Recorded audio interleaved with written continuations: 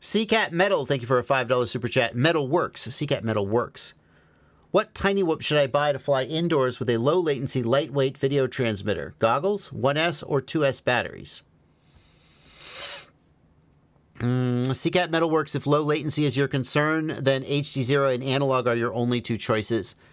HD0, of course, is better image quality.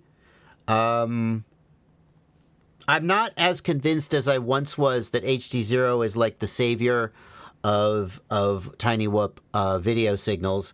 I had a 65 millimeter racing drone, a 65 millimeter tiny whoop, racing tiny whoop. Okay, I think I've described it, with HD0 on it, and it was a little frustrating to use. Like, at first it was wonderful because, the image quality is so good.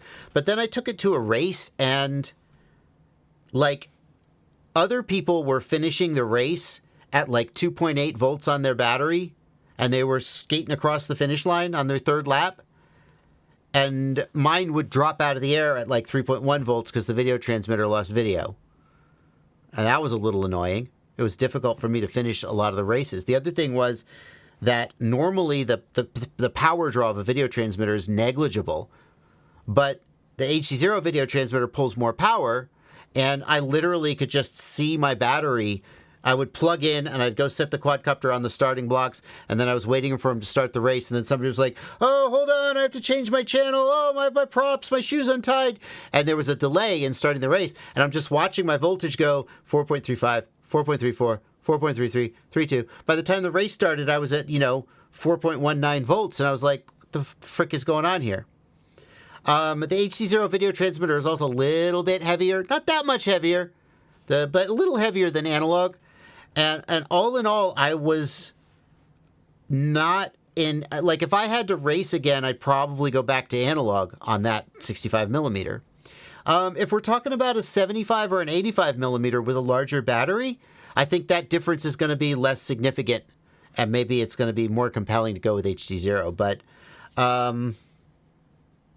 I really got a little disillusioned with it on the 65 millimeter.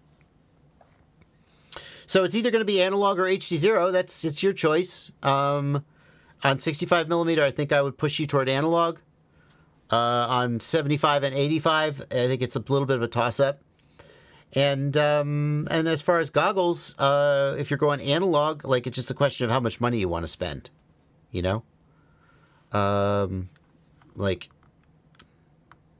you can get the EV800DM for about $100. You can get the Fat Shark Echo for about $100. That's a good analog goggle. And then if you go HD0, you really just should get the HD0 goggles, and that's going to be like $600. So there you go.